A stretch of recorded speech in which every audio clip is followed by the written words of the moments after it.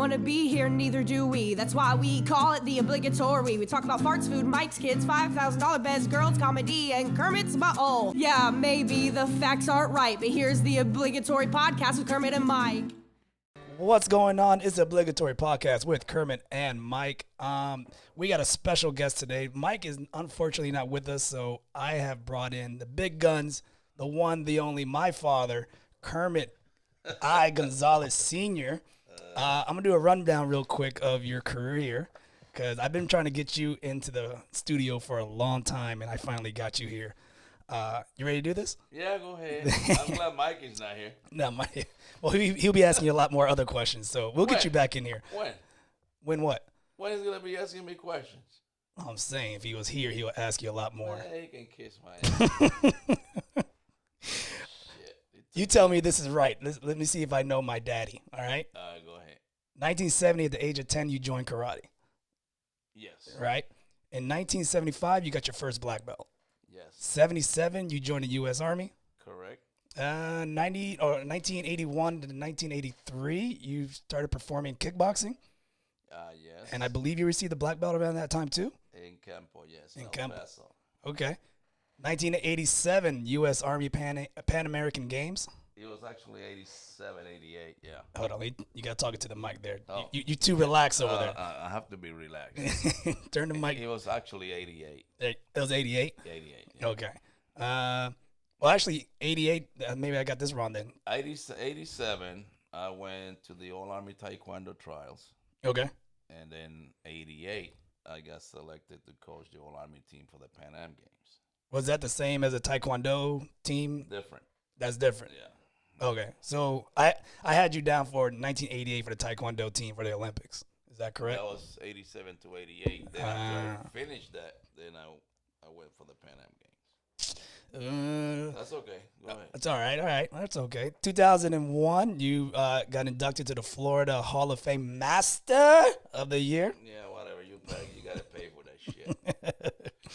2001, you retired from the military, from Army, 20 years plus. I'm not too sure what the exact number is. 2001. No, I retired in 97. You tried in 97? 97. My facts are wrong. So what's that put you at as years of service? 20 plus. 20 plus. We're not going to do the math. Okay. Yeah. and then 2005, we opened a karate school? 2004. 2004. So we're going on, what, 16 years? Yeah, this year will be 16 years. 16 years running a karate day camp studio academy. Rough times, yes. Rough times. Yeah. And we've been working together since. Yeah, it's been a journey. I'm not gonna say it hasn't been. We went through recession, and we got pretty close to hit rock bottom, but I guess somehow I kept it alive with my savings. Is that the secret to owning the business? You just got to dip into your own savings. You better have something. If you don't have something to fall under, you're gonna hit the bottom of the bucket. And 2 children that didn't go to college and stayed with you. And 2 children that can't even charge for taxes. Fuckers. No matter how many times I tell them charge sales tax. Here we go. These fuckers forget. Here we go. So that's only the beginning.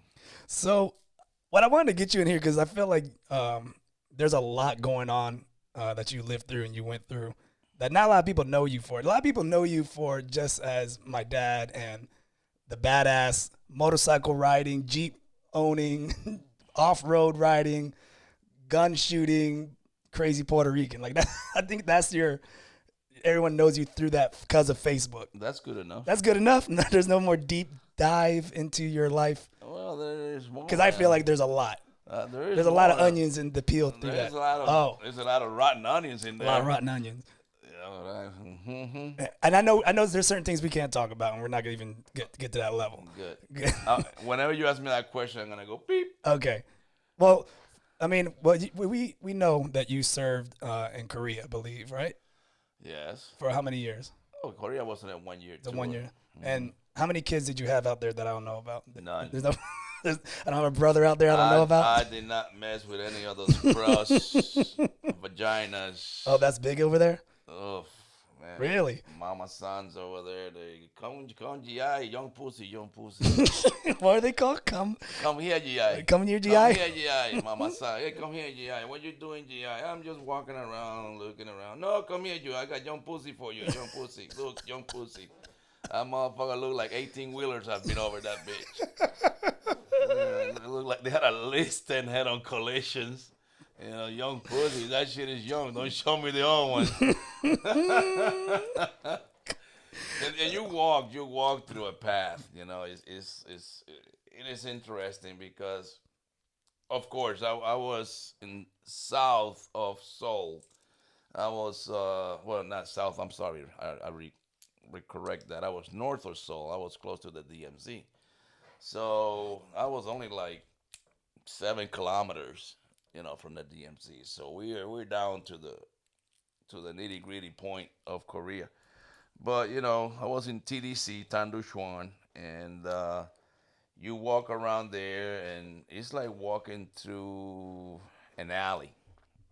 And this alley, there's you know, little rooms, and red lights and this and that, and some of the girls are on the edge, and you got Mama Sam guiding you and this and that. And Wait, what's a Mama Sam? Mama San is like saying the lady that takes care of the girls over there. Oh, what's it called? Like, man, I'm not a mistress. It's No, she's the hot. Yeah, she's the head of the. the pimp, pretty much of the. Yes, Okay. yes. It's a female. It's a female pimp. Yeah. Know. Okay.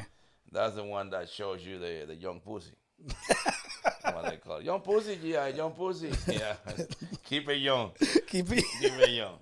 No, but I honestly, I did not mess with those women. Well, that solves that mystery. Because I'll tell you what, there is a disease in Korea that people don't talk about it, but it's called the black gonorrhea. The black gonorrhea? Yes. Ooh. And before you leave, when you give you the physical, if you come out positive on that thing, you don't get to leave Korea. Really? Yeah. Oh, man. Yeah. So how many of your friends got left behind? No idea. I never asked. not my level of importance. Oh, man. Yeah, man. I tell you, it's pretty nasty. They send you to a special hospital, and you know they gotta take care of yourself over there. Blah. Your dingaling goes rotten. Your dingaling goes rotten. So yeah. All right, so let's rewind. We're gonna go back in time. So you discovered martial arts at the age of 10. Age of 10 after I got my ass whooped. in Caguas, Puerto Rico. In Caguas, Puerto Rico. Okay. Yes. How long were you in the island for? I was born and raised in the island. And Okay. Until I got to live in New York for 1 year. When I think it was in first grade, maybe. I didn't know that. First, second grade, I think it was. I lived in New York, in Manhattan, where my dad was working up there. So we went to live up there in Manhattan. I was at the PS 198 elementary school. I don't remember what grade I was in, but Did you know English? well, back in the days, I knew how to speak and see. A little bit. Okay. I was gonna say it's not like you went to a Spanish school in Manhattan. No, it was an American school. It was an American school. And you're yeah, had a but kid? I was able to understand most of it. Okay. Just like you and your sister do with the Spanish. But my English was not very good looking. You know, I would say fuck me instead of saying fuck you. And I had the shit all reverse. You know. So. Wait, you're telling the teacher fuck you? Yeah, don't fuck with me. Hey, go ahead, fuck me. You know, I had that shit all backwards. So yeah, I had a hard time with that. But I mean, besides that, I started. I was raised in New York not raised in New York. I went to New York, and my dad was in a rough neighborhood. The Italians, the blacks, the whites, the Puerto Ricans, Dominicans, and it was pretty rough. But once you got to know people, everybody was pretty much an organization. And just getting to know them. Because if you're new on the block and they don't know who you are, right, they're going to start questioning you. Right. So my first couple of months were pretty rough until I got introduced and this and that. And then I had to leave New York because during one of the winter storms. We got into a snow fight, and me being myself, I took ice and then I covered it with snow. Oh, okay. And we had a snow fight going, and this guy, this kid, it was a white kid, he was hiding in the other side of the car, and I timed him right when he took his head out. I just threw that ball of ice and hit him right on the eyeball. And I exploded his eyeball. Okay. And anyway. And then you guys fled from New York? Yeah, because people were looking to kick my ass. So my dad said, you need to go back to PR. Oh, so dad sent, grandpa sent you back. Yeah, he sent me back with mom. But he stayed. Yeah, he stayed. And, Oh, wow. And it was people looking for me because I practically left this kid blind Holy shit. from that eye. Wow. So they wanted to kick my ass. My dad got me out of there in a week. I was back in PR within a week. So that was at the age of what? Like you were like 12, I'm assuming? No. I was in probably what, third grade? So what? Third grade? I mean, a little bit younger then? I No. was young. I'll tell you, I don't recall the years. Yeah. But I know when I got back from New York, I went to an elementary school. So I think it was fourth or fifth grade when I came back from New York. So yeah, I must have been maybe second, third grade, somewhere around there, that bracket when it happened. And then you're back in PR now, back home with mom or grandma. Back in PR with mom, and dad was still in New York. Mom and dad have always been pretty much separated in their life. Dad took care of it, financially wise, but mom did her thing, he did her things. I don't know in detail because it was none of my business. But started elementary school, and I raised myself pretty much by myself. You have two brothers though. One brother. One brother. Well, Georgie was a cousin of mine. He was like a brother because he was leaving house and he was 8 years old. So Okay. he was already at the house before when I was born. And then Jamie came afterwards. Jamie came 8 years later after me. Got it. So. So when did martial arts kick in? When I was 10 years old. But that was in Caguas though. That was in Caguas. Okay. That was in Caguas. Okay, so you didn't do martial arts then went to New York. You did martial arts after New York. Correct. Okay, Correct. so you had no discipline in New York. No discipline whatsoever. Hitting people with ice balls. This guy, and the way it happens, I was coming back from visiting family because I always used to walk or riding my bike, and from my cousin to Villa Blanca was a good, I want to say 10, 15 mile strip. And I used to either walk it or ride my bike back and forth. And one of those days, I got caught in La Plaza de Caguas and by these guys. And they approached me and they asked me who I am and this and that. And long story short, they whooped my ass. So I said, okay. I got home with black eyes, busted lips, bruised ribs. I mean, I was pretty bad. So I recuperated from that, and then I heard of a guy teaching taekwondo in one of the. The malls back in the days, they're not the malls now. They were indoors now. Back then it was outdoors, like saying the villages. I was gonna say kind of like now, like outside shopping. Correct. Right. Correct. So there was a guy that we find out he was teaching taekwondo out in the villages, for example, in the parking lot. So in the parking lot. Yeah, it's on concrete. Okay. And I went to see the classes, and I liked it, and I got involved. And long story short, the guy was claiming to be a black belt, and we are in Caguas, so we are about, I would say not 40 miles. The island is 100 miles long by 30 wide. So I would say about 40 miles from where he was from, Ponce, and I was in Caguas. And he was claiming to be a black belt when he was not a black belt. He was a green belt. Oh, really? Yeah. Well, he was pretty good green belt. And he started teaching. I think I was paying him like $20. Yeah, how much was class a month then? Maybe $20 a month. Which I can't imagine that was tough for being a kid trying to gain $20. Yeah, but remember, I mean, it's I don't know. I collected them by quarters and this and that, and every time my mom left $1 missing somewhere, it disappeared. So with this and that, I pretty much collected the $20, and that's what I did. I did taekwondo for about a year with him, and then I got better at it. I got myself dedicated at it. Then this other guy came with kung fu. He was in the Navy, and then he started teaching Wing Chun, and I got with him. You did Wing Chun. Yes, I did. Very interesting that you did Wing Chun. I did Wing Chun. But isn't that more just forms and flow? And Yeah, well, Wing Chun it was part of Bruce Lee's system, okay, and so Jeet Kune Do.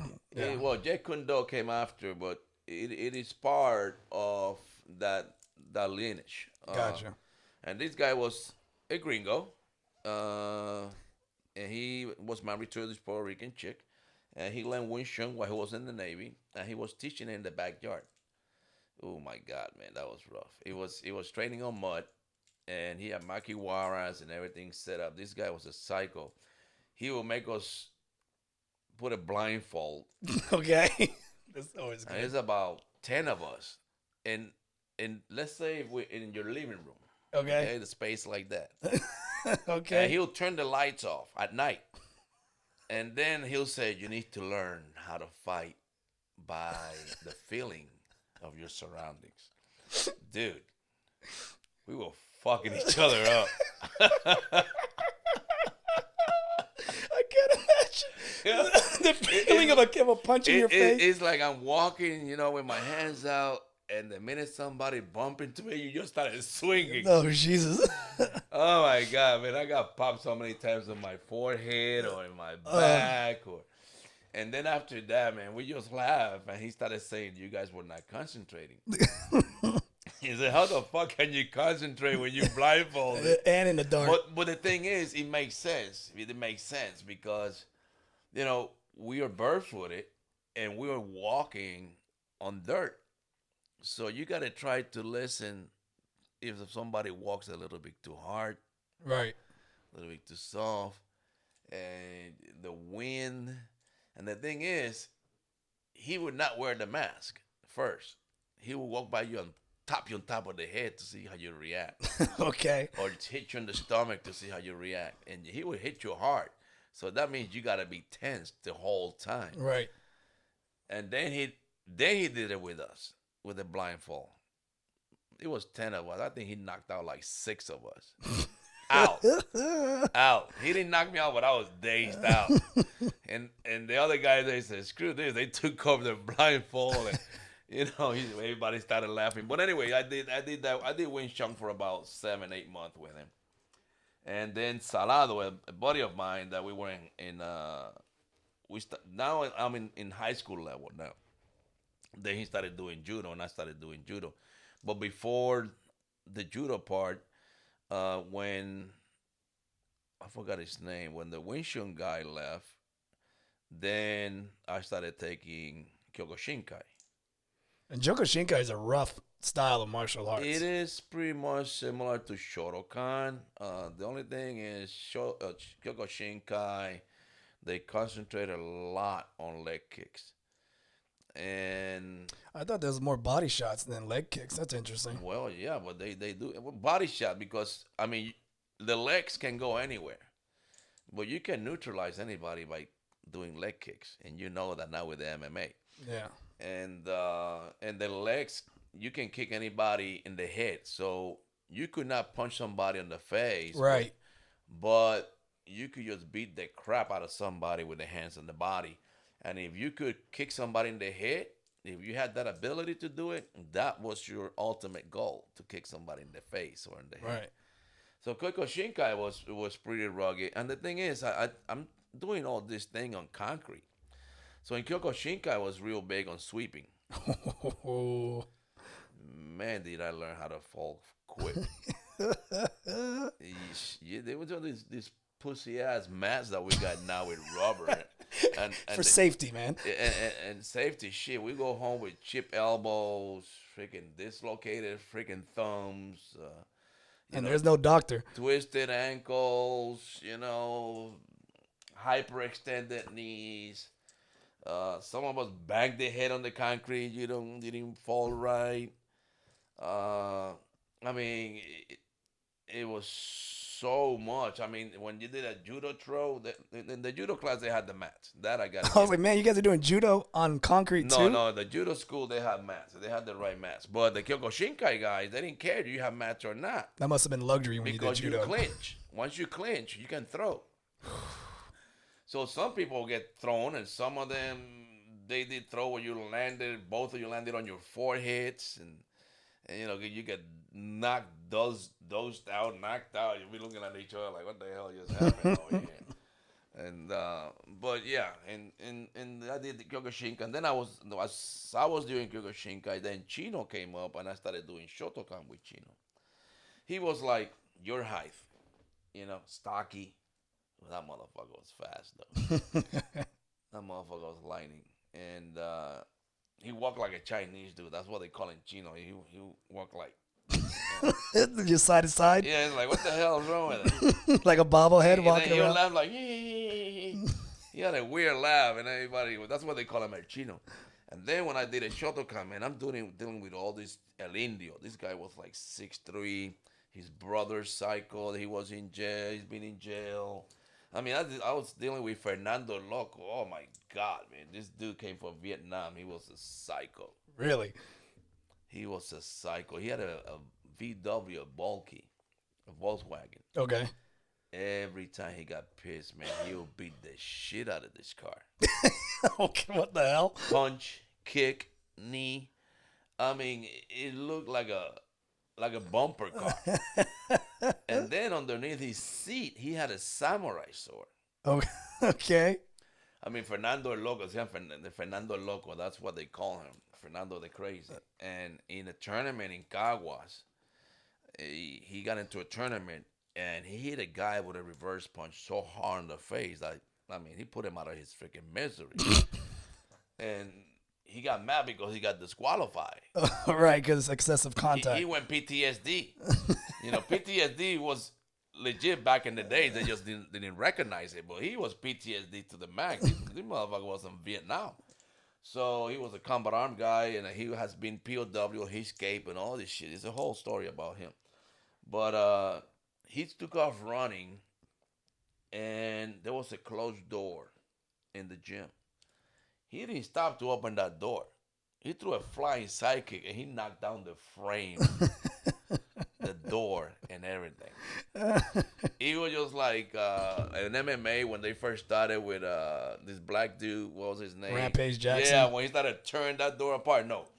He threw a flying sidekick. He cracked that door right in the middle. He went right through it. It was freaking hilarious. And it wasn't a prop door, in other words. It was a legit door. No, it was a door. A door. That shit was a door.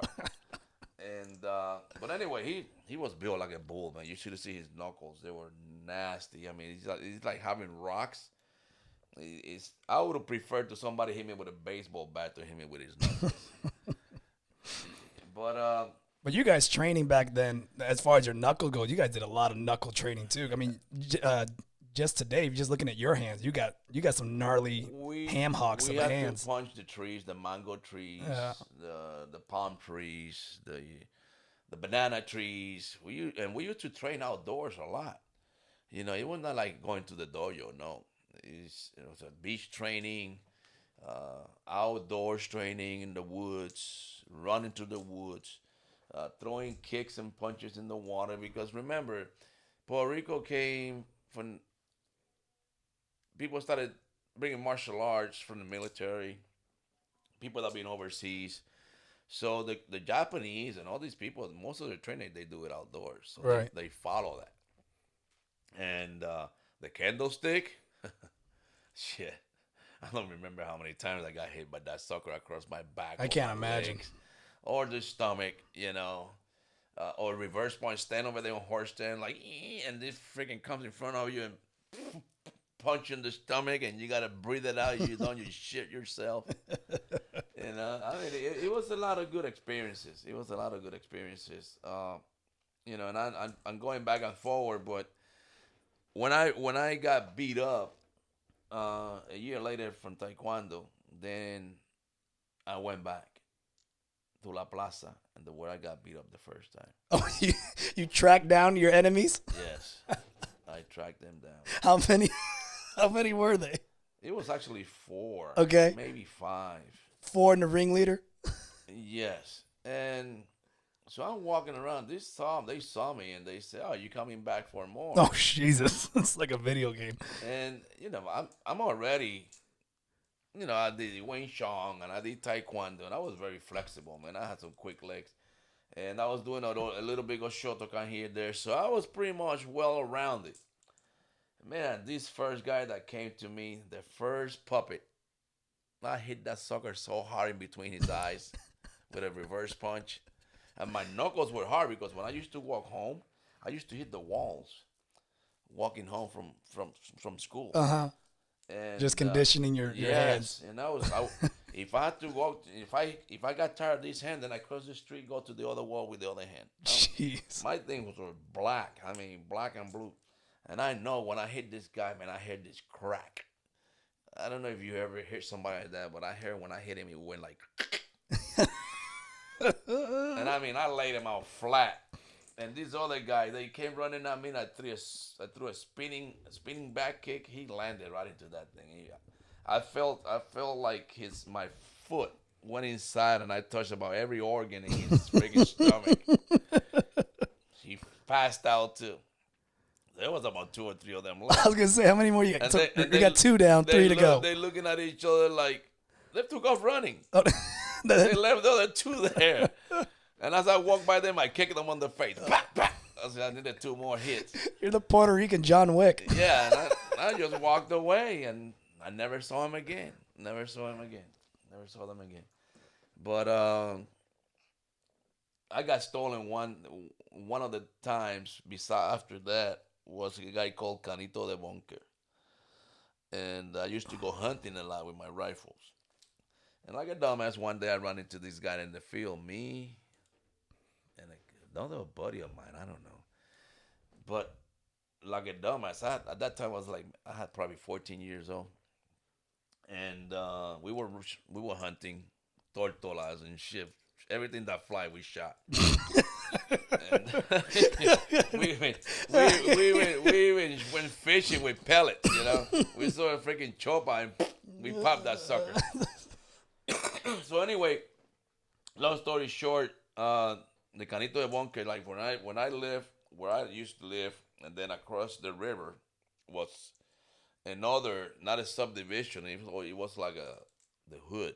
Okay. We call it barriada. It means like, I don't know what they call it in English. I mean, you're just going to a bad neighborhood. Right. Okay. And the Canito de Bunker and his group, there was like 10 of them. They came across the river. Hey, how you doing? Blase. Let me see what you're shooting. And me, like a dumbass, I let him have the rifle. Then the motherfucker pointed at us. Oh no. Said, now this fucking rifle is mine. And they made us give it the other rifle my buddy had. They took the rifles. I learned that shit the hard way, and I ran into that motherfucker one day downtown. This is years later or a couple days ago? About 6 months later. 6 months later. Okay. I ran into him at school. Okay. I was already in middle school. Middle school, almost high school. And I've been doing martial arts now since I was 10. So we're talking about I was already 14, 15 years old. Man, he was walking around. I stepped right in front of him. He didn't know who the fuck I was. He said, I said, do you remember me? I said, no, motherfucker. He was a bad dude. Yeah. No. I grabbed that motherfucker by the collar, and I judo threw that motherfucker. He slammed that freaking pavement so hard, he actually bounced off the pavement. And you know the technique that you grab it and you punch him as in the floor? Yeah, you lift him up. Man, I hit that motherfucker like 6 times with my knuckles.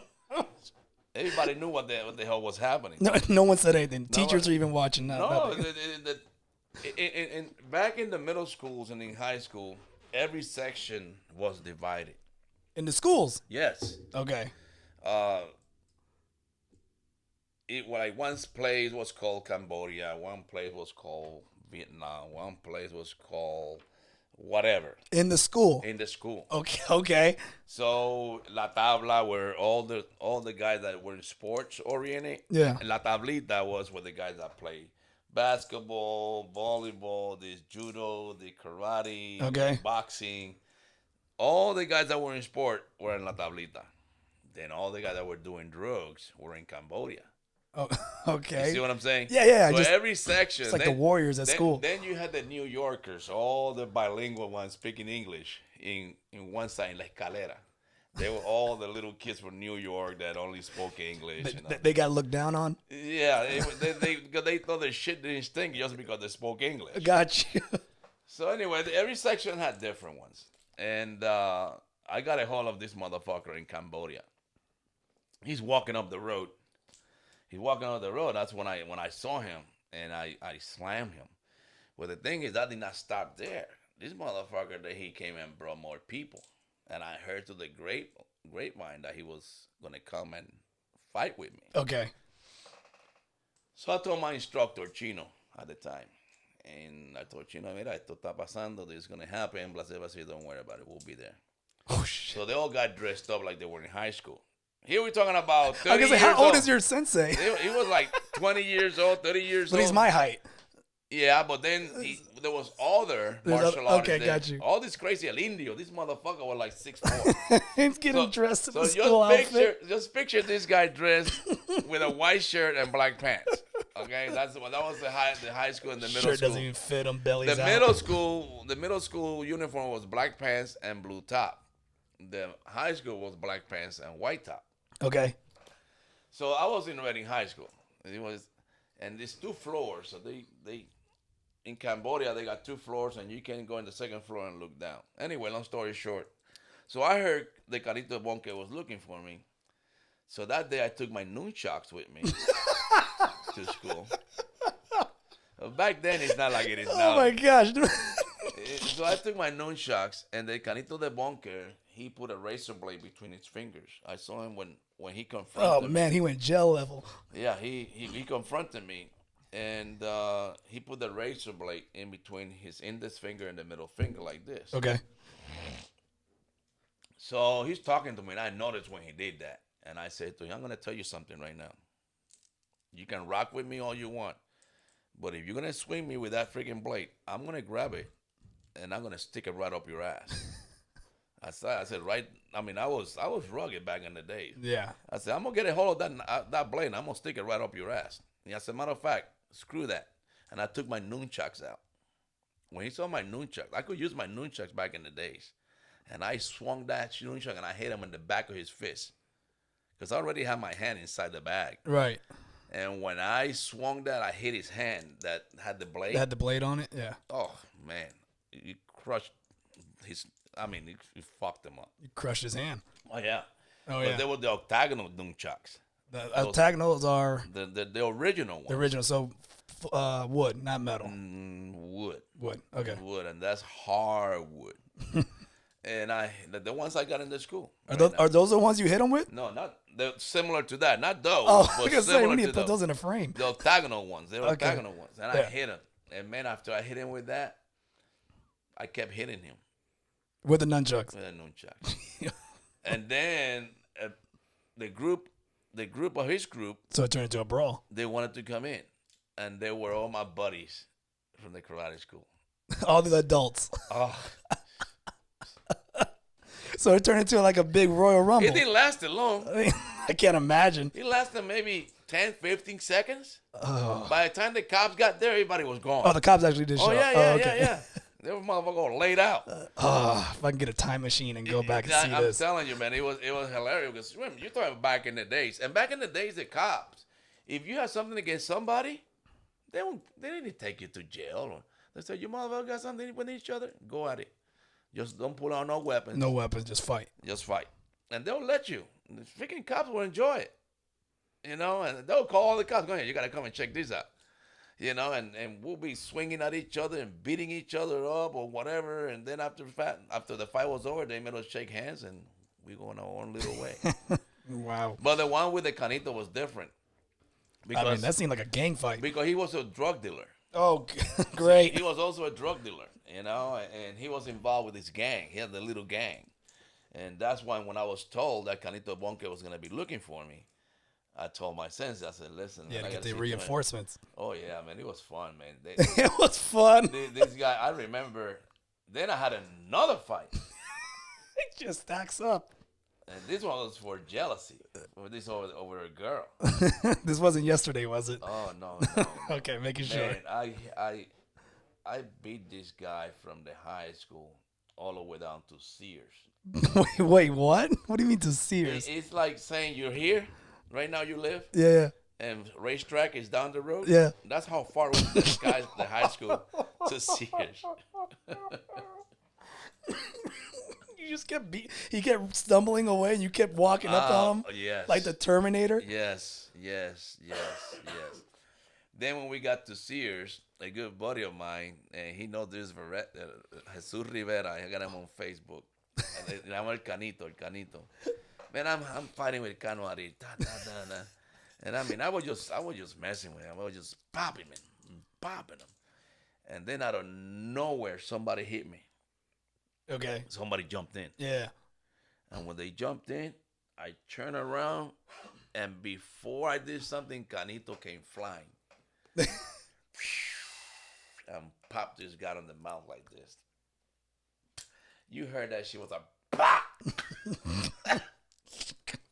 And that was it. It was another fight. Wow. And since I was looking at this guy, then Canito Bonke was gonna come to me. And I saw him coming on my tail of the eye, and I did a spinning back kick. Man, you love that spinning back kick. And I hit him in the body again. I lifted him. So I didn't hit him that hard. I don't think I put enough power. You said you just lifted him. You hit him hard. Well, he's running. He's coming at me.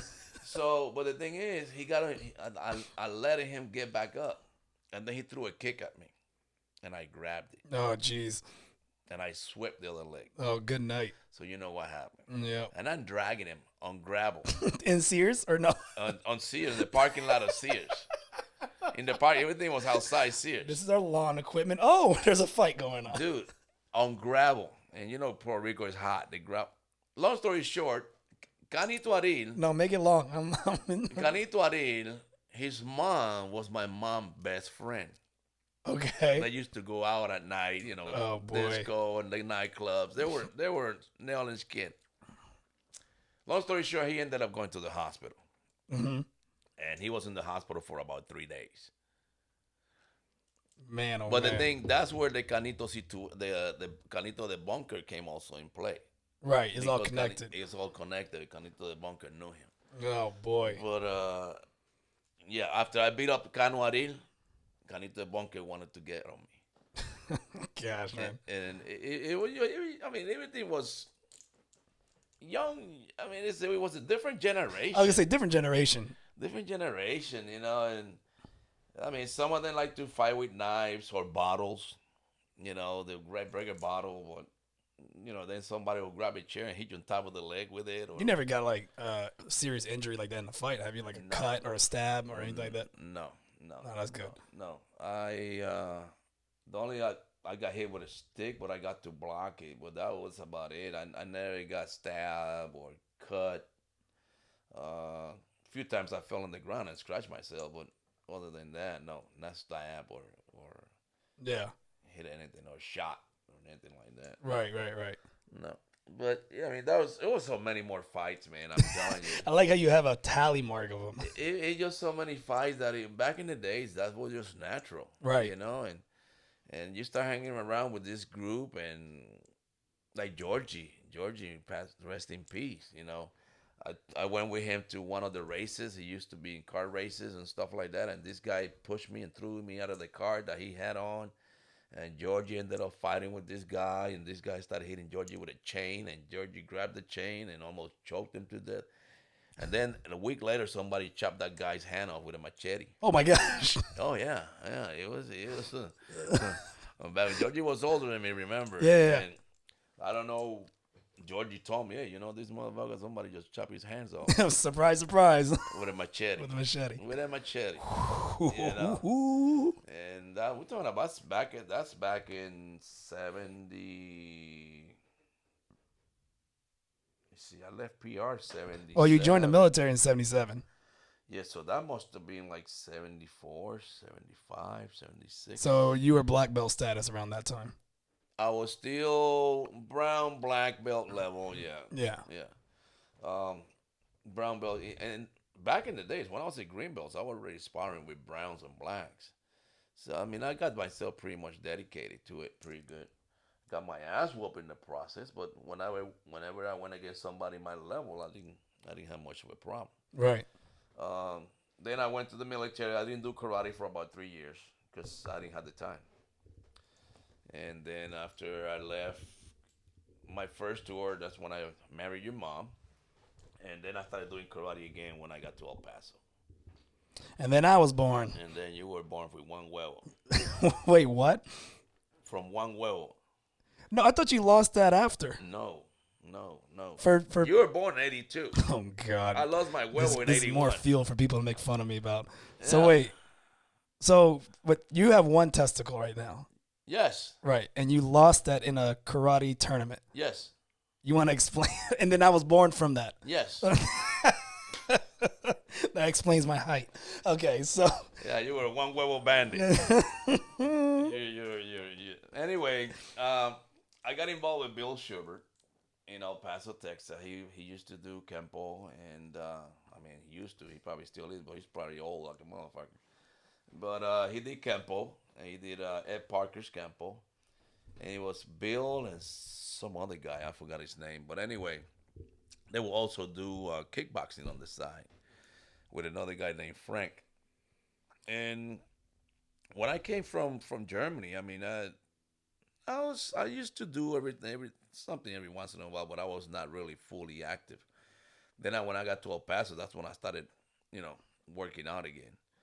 And I got into kickboxing. And how long were you in El Paso for? El Paso was there for 2 years. Okay.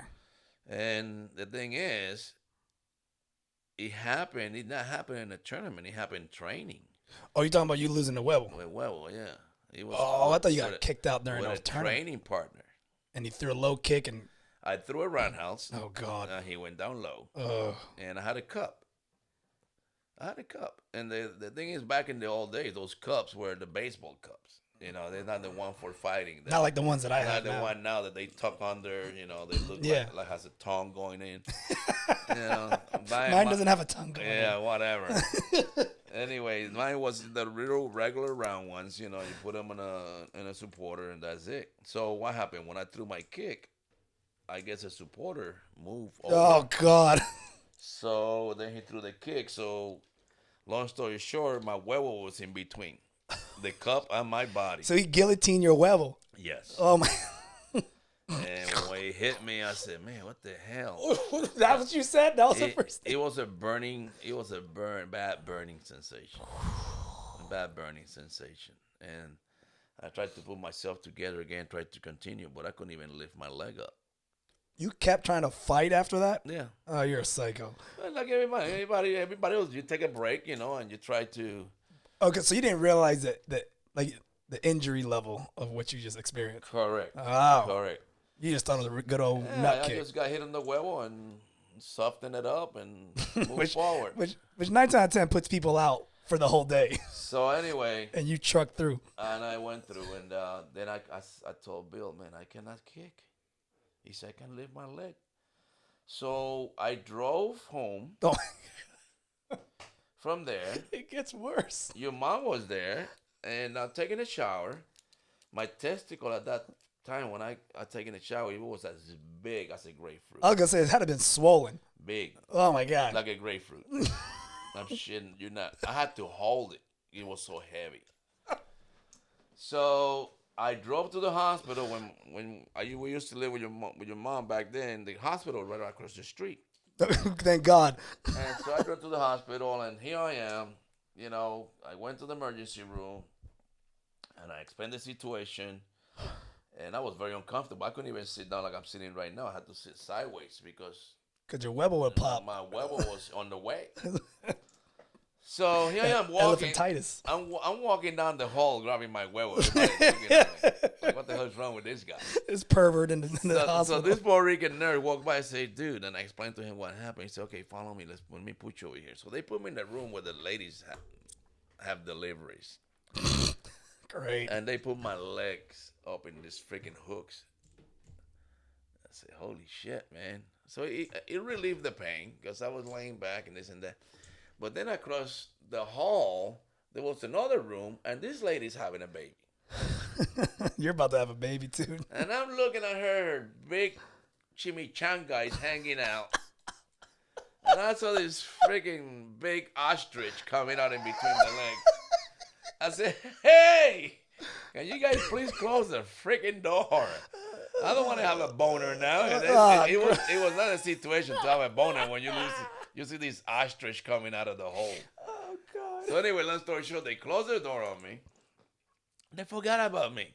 2 hours later. 2 hours later, swollen huevo I'm in the still air. there. And I said, wait a minute. And then I'm trying to get my legs off this Of the hooks. hooks, and I couldn't because I had no strength. Especially on my right side, because that's where my kick was.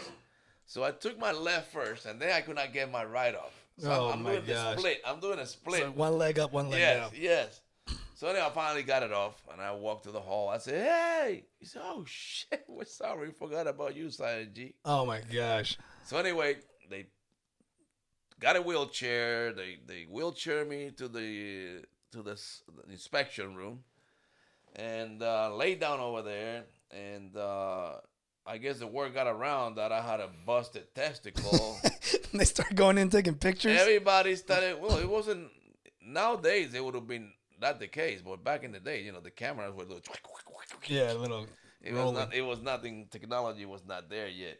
So every single nurse, males and females alike, they all wanted to see what a one swollen huevo looks like.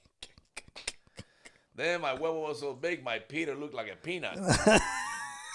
He was in shock. It'd have been weird if you're hard with a swollen huevo. You're like, yeah, man, what the hell you go? So anyway, a big ball and little peanut. What the fuck? One hell of a combination. So then here we are. He said, okay, we need to see if you have an internal bleeding. He said, can you bring your legs up? And I was flexible. I said, yeah, sure. I brought them up. Oh, no, you don't have to bring them up so high. And I said, okay, brought them down. And this motherfucker stuck that finger up my ass. Why? Just to make sure I don't have internal bleeding. Oh, my God. Is that how you... Whoa, what the hell, doc? I said, what the hell you got in there? He said, that's my finger, you finger. So anyway, he stuck the finger, he pulled it out. He said, no, right now it looks fine. Then he said there was a new lieutenant. He said, yeah, we got a new lieutenant here in training. I said, in training? In training? Well, he ain't going to train with my ass. He must be a no-go on this station.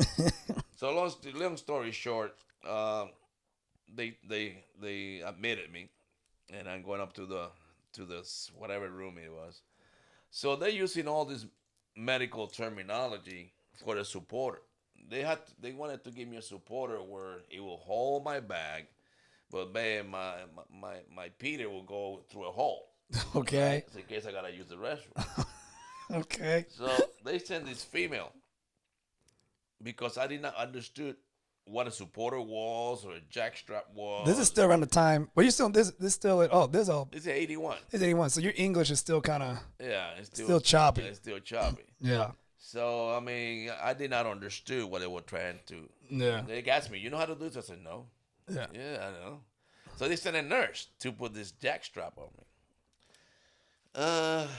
In the process of her getting ready to do it, your mom walks into the room.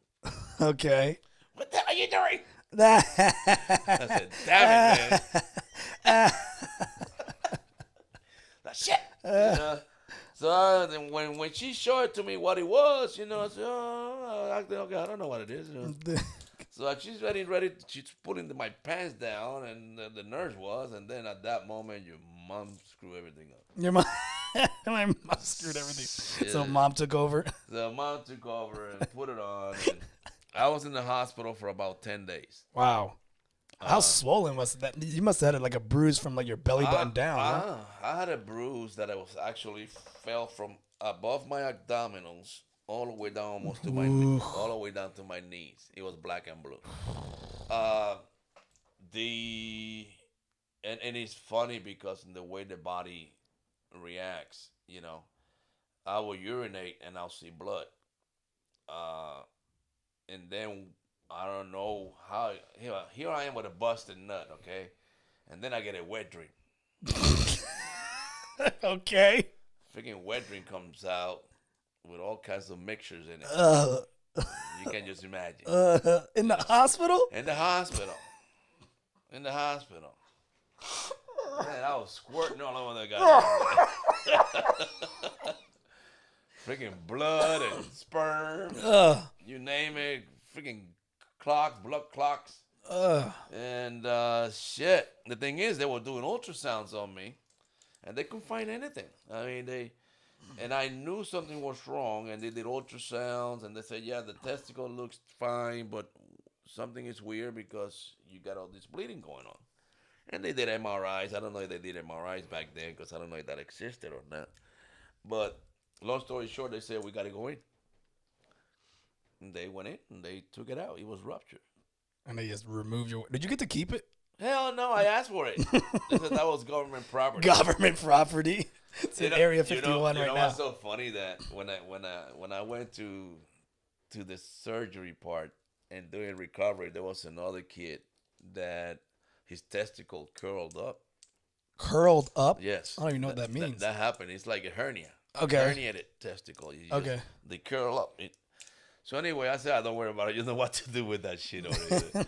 So that kid got all beatsy fancy. He wanted to fight me over there. You're going to fight with one huevo in the hospital? And then there was an old man. I think they removed his testicles. I think he had something happened to him. I don't know. What is this, hospital hitting the quota of removing huevos? Yes. I mean, different. You'd be surprised. You'd be surprised how many people. Oh, God. I was in shock, too. I said, I'm not the only huevo bandit over here. But for different situations, people had different injuries or different illnesses. And they ended up putting me in a room by myself because nobody could be with me. Because you kept talking shit? Yeah, I kept talking shit. So they gave me a wheelchair. I'm popping wheelies down the hallway.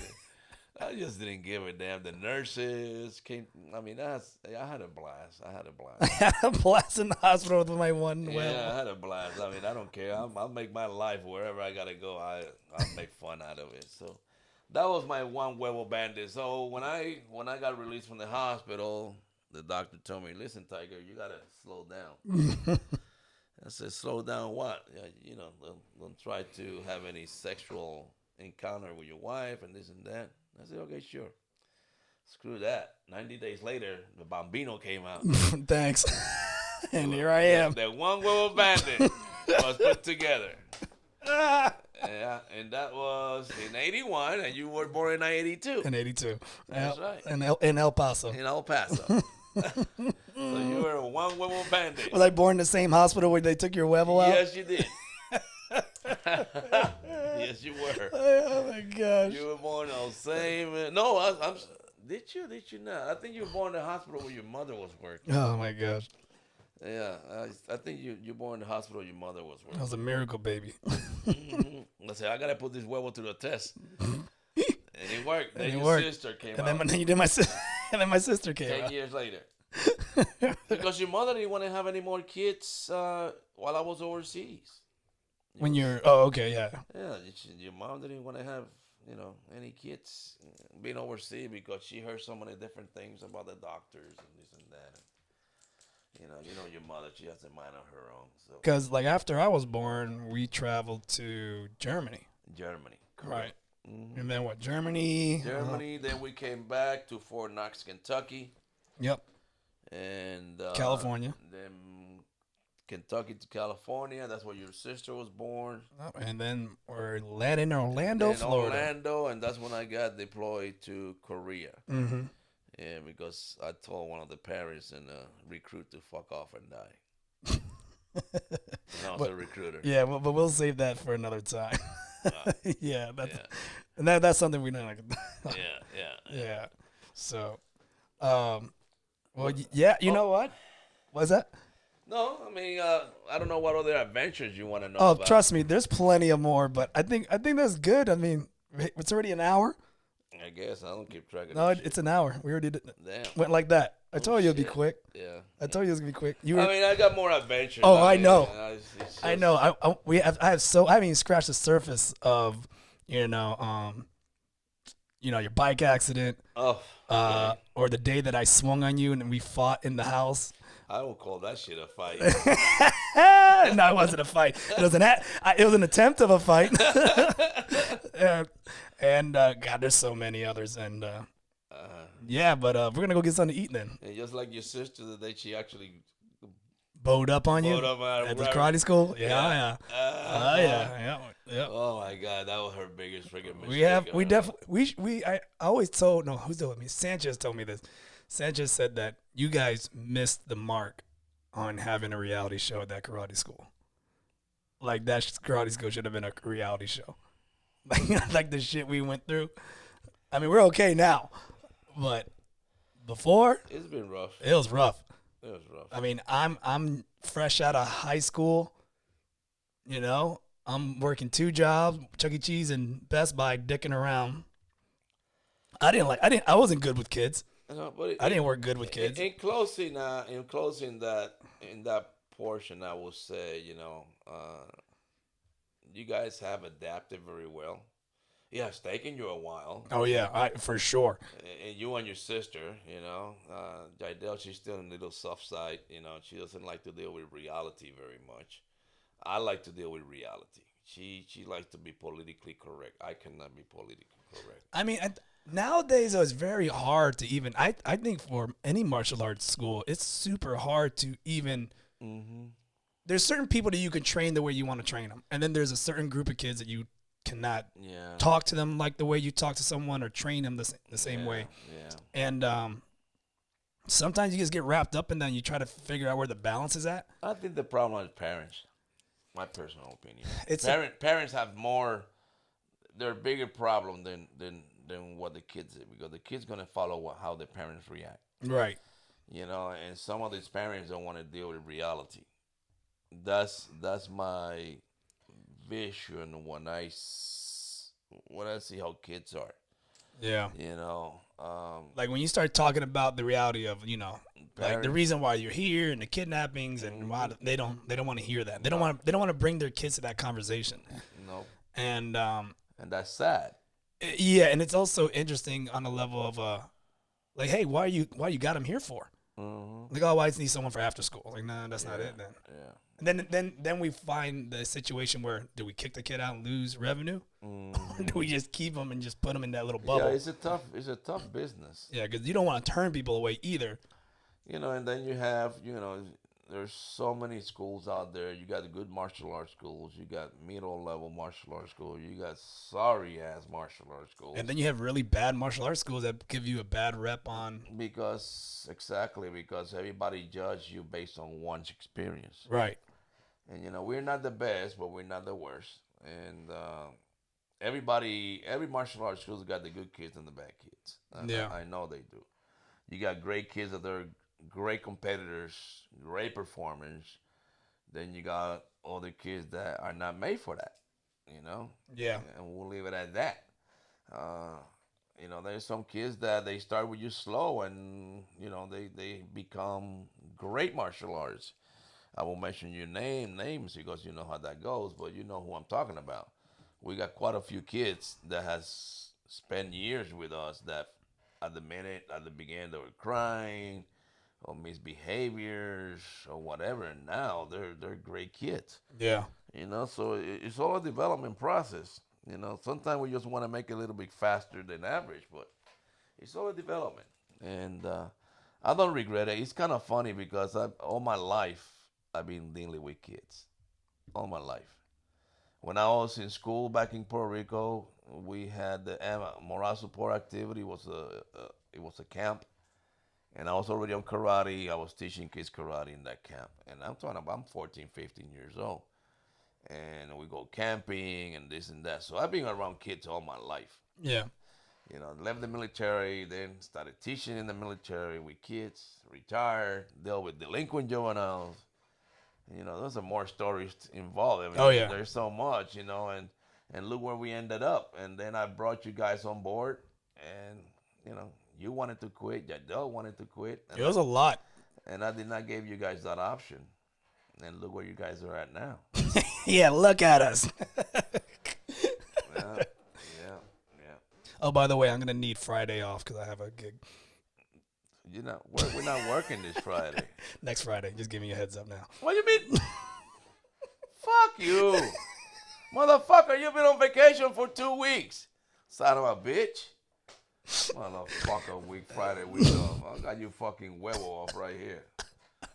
And with that said, this has been the obligatory podcast episode, I believe 84, 85. I want to thank you so much, my father, Kermit Gonzalez, for stepping in and doing this podcast with me. We gonna get you back here again? Yeah, sure. It took me. It took you a year. It took me a year to get through this shit of yours, but anyway. And I appreciate it.